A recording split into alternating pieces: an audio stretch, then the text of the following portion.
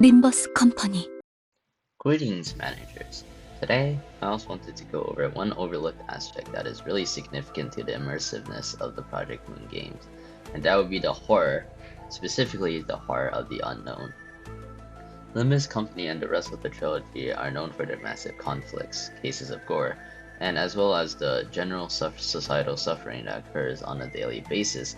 But a prominent factor of horror is also the lack of knowledge of the entire world and missing elements to truly comprehend them.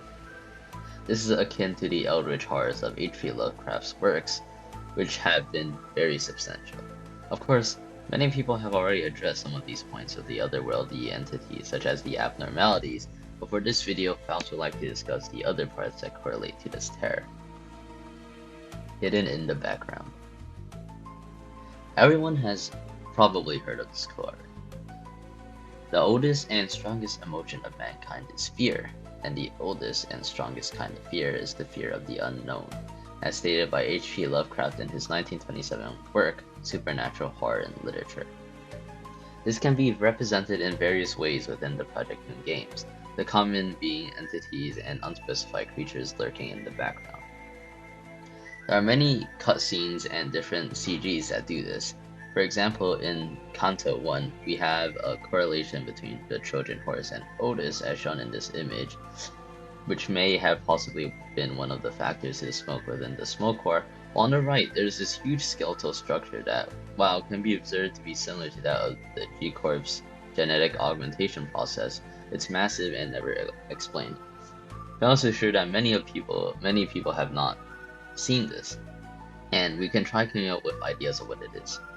Possibly because we're in Gregor's fathoms of ego and tying that back to possibly a personification of his trauma transformed into a titanic monstrous entity, but has never been answered. This also isn't the only time these types of fears were present, specifically in Kanto 5. Kanto 5 has a ton of cases like this, and that's mainly because of the Project Moon's their desire to world build a Great Lake, akin to a mysterious land. This can be elaborated on further simply because we haven't even gone across all sections of the lake, which is teased in a map alongside the information to comprehend all the laws/waves of each said lake. Now, as for direct points of horror hidden in the background, it relates back to the whales.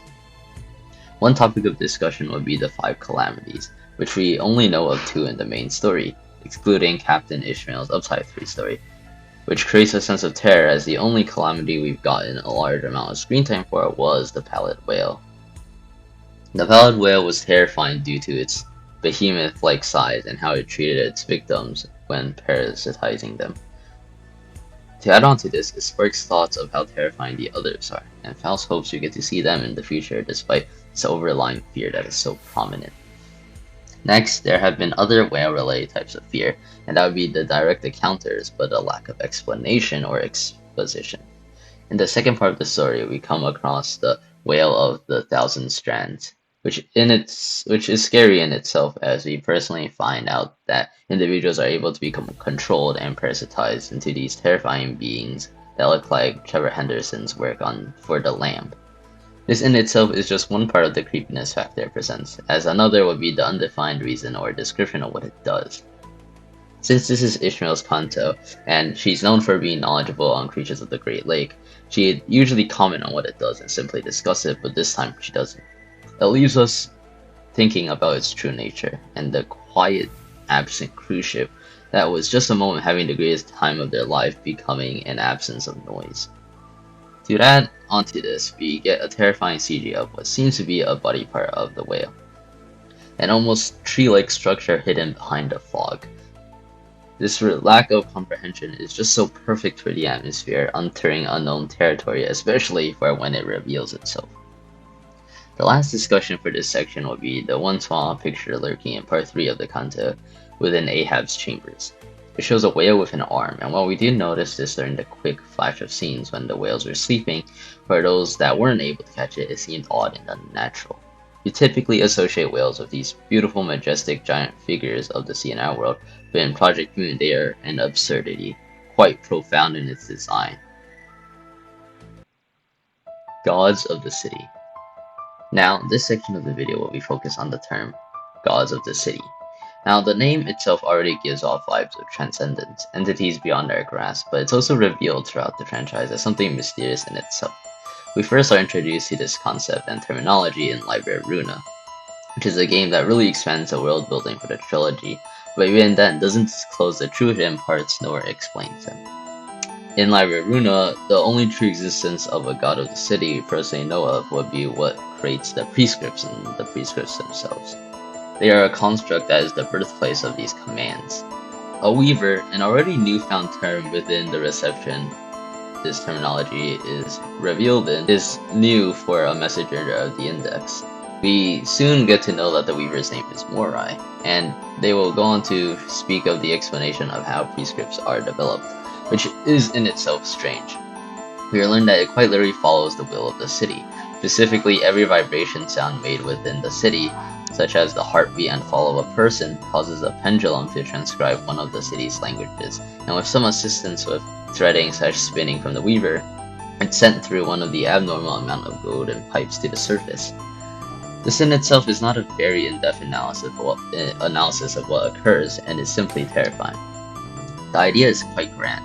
Point out the so-called prescripts were created truly off of the suffering within the city, and that they desired it, proving that they do actually have a sense of almost omnipresence, as the prescripts are also known to benefit the index as always.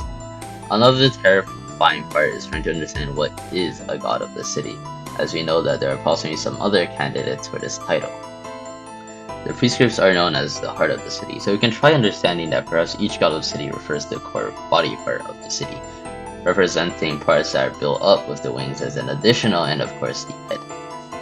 This leaves us with two candidates that I personally correlated to gods of the city.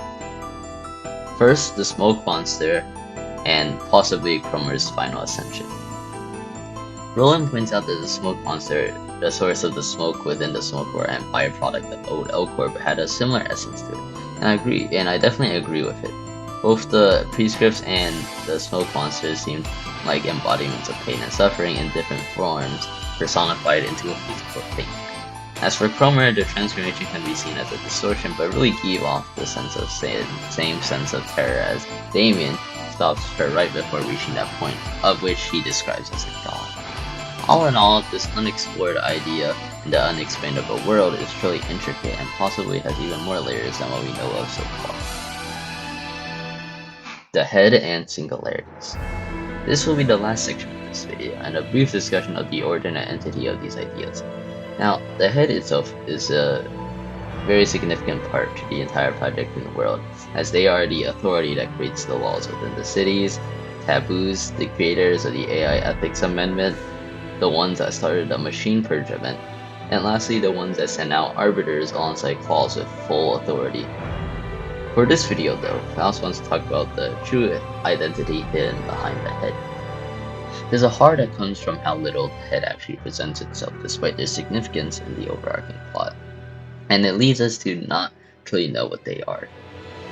The head could be one person, a group, an organization, or maybe not even that, but a phenomenon where it doesn't exist at all. This idea is truly eerie as we don't know the true capabilities of them. Moving on, this is also done for many of the creation of singularities. In this case, Faust will talk about one. The tears of K-Corp. We're shown a simple part of the singularity, the tearful eye, rather than the true singularity, making it much more prominent in our minds than what's presented. Additionally, the origin of the singularity is terrifying and told via a child's tale, where the outskirts, essentially an area similar to the Great Lake that is unexplainable and holds so many levels of monstrosities on par, a left abnormalities as noted by the Rabbits of Arcorp and the Lobotomy Corporation, has stories that turns wishes into reality. And with this, Faust wanted to convey for Halloween the genius of PM's writing, and implementing multiple cases of fear and horror that truly makes for an awesome storytelling for Halloween.